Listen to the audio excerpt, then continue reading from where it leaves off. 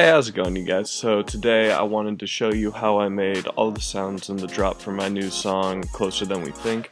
I'll be showing you this giant supersaw chord stack, how I made this weird glitchy drop pluck thing, and a few other sounds. So I'm just going to play the track for you and we'll get right into it.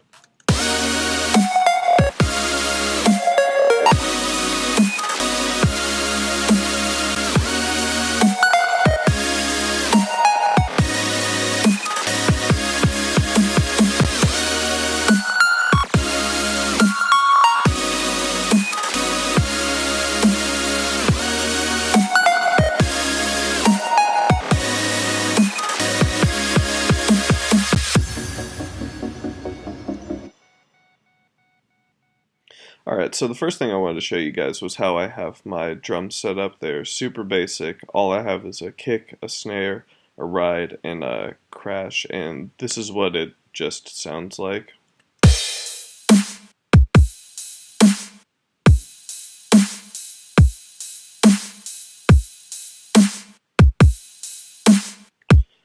Super basic, and there's not a whole lot of processing on everything either. On the kick, we just have a saturator to bring out the harmonics, make it a little stronger.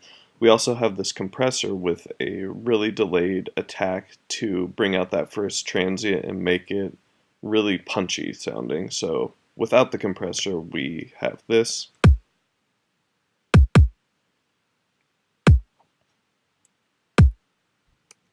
And with it,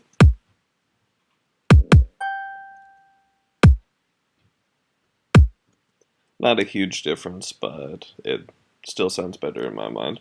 And then we have just this EQ here taking out a little bit of the sub because I thought it was way too subby. Then on the snare here we have another compressor with a delayed attack. Again, same reason. Then we have an EQ taking out all the low ends so it doesn't interfere with the sub bass at all. And then we just have these two filters that come in later in the track.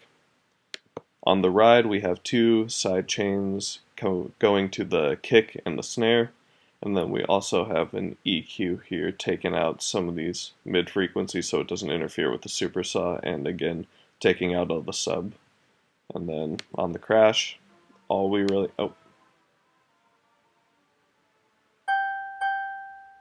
sorry, that was my ringtone. On the crash, we have another EQ and then just a side chain to the kick. And that's just what my drums are. So the next thing I wanted to show you guys was how I made the big super saw. Alone it sounds like this.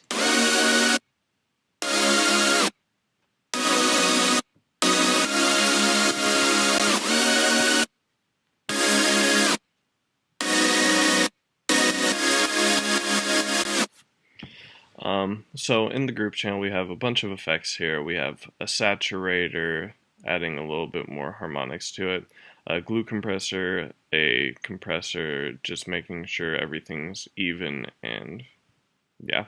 Then we also have this filter here that comes in later in the track. We have this really crazy EQ here with the high end boosted a lot, all the low end cut off, and then we're just cutting out some of these low mid frequencies to make it a little less muddy. And then we also have these two side chains going to the kick and the snare. The first synth we have in here is a serum, cutting off some of that low mid frequencies again. It's two saws, one of them is pitched up an octave. The first one has unison at 16, is quite detuned and blended a little bit. And then also the second saw we have 7 unison, detuned a little less but blended just about the same. And then in the effects tab we have a compressor and also an EQ boosting the high end. And an important thing is we have the pitch, this pitch knob here go down 12 semitones, so it gives kind of that build up and come down effect.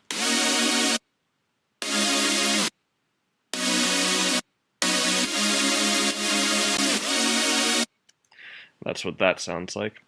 The next one is just a massive patch that plays just regular saws. One's just pitched up an octave.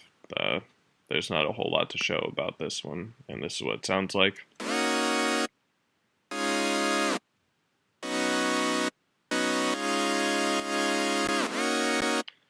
Also has that 12 semitone pitch bend. The next one is a detuned massive saws, so we just have one pitched up an octave again, 10 unison, and then a bit more pitch cut off, and that's all there is to this one.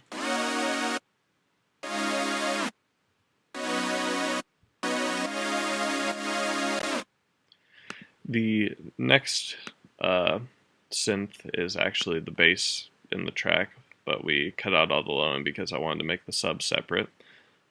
It's just a distorted saw with some bright noise, and it's distorted through the Bronner tube, and it sounds like this.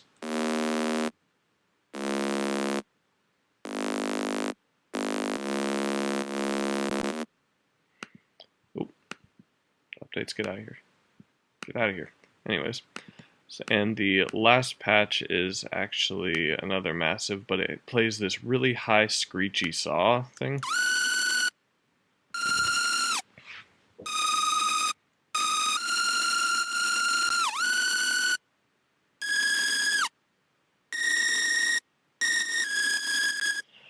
And there's a little more to this. We have 2 detuned saws and then just one straight saw.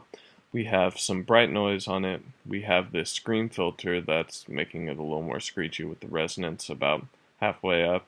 We also have the unison on 5, and then the pitch cutoff also kind of making it a little more detuned. And then on monophonic, we also have a sample and hold effect here, and also a hard clipper, and a Bronner tube for even more distortion, and a dimension expander to make it a little more stereo wide. Then we also boosted the high shelf and took out a little bit of the low shelf. And yeah, that's it for the supersaw section. So the last thing I wanted to show you guys how to make were these glitchy pluck sounds in the drop.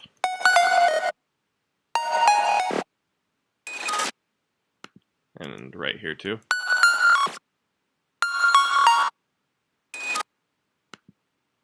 So how this first one is made, there's a lot of effects going on in this massive patch, but we'll get to that in a second.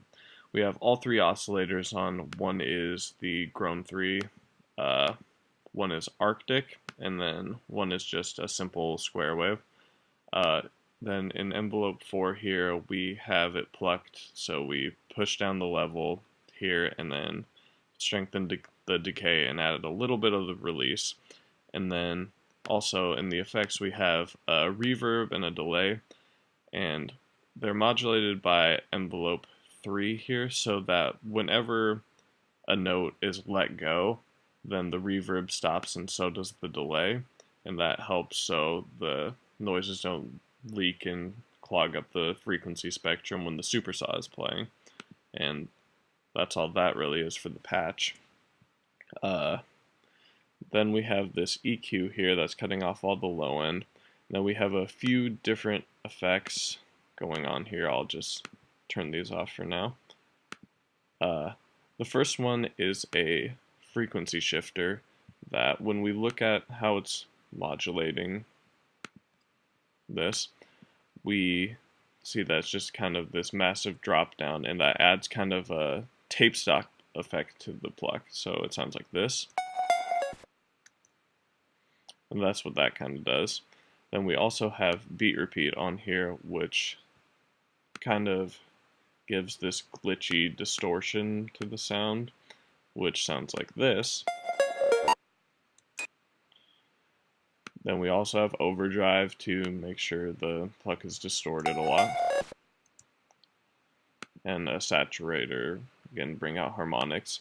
We also have a compressor, and then this last EQ here, which is cutting off the low end, because with the frequency shifter, it brought back in some of the bass as it was detuned or as it pitch dropped or whatever.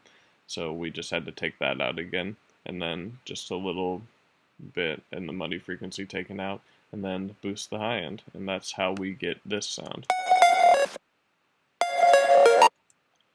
Then in the grouping we just have some side chains again to the kick and the snare. Then the second one has kind of similar effects on it. It's a big group, I'll show you those in a minute, but it has the same beat repeat and frequency shifter, overdrive, everything like that. And this first noise is just an audio clip of a coffee shop, or a copy shop, I guess. That's what that is. Oh, no, sorry. That's what that sounds like. The next one is just reversed hi-hats from a drum loop. Nothing super incredible. And then the last patch is just a massive that we threw Redux on and downsampled it a little bit. And it's just a sine wave, but we brought in a little bit of the square to make it more apparent and distorted. And yeah, that's all the noises we have in here. Hey guys, don't forget to like and leave a comment down in the comment sections if you have any more suggestions for what you want me to do. I'd love to do more of these tutorial type things, and yeah, thank you again, and I'll see you next time.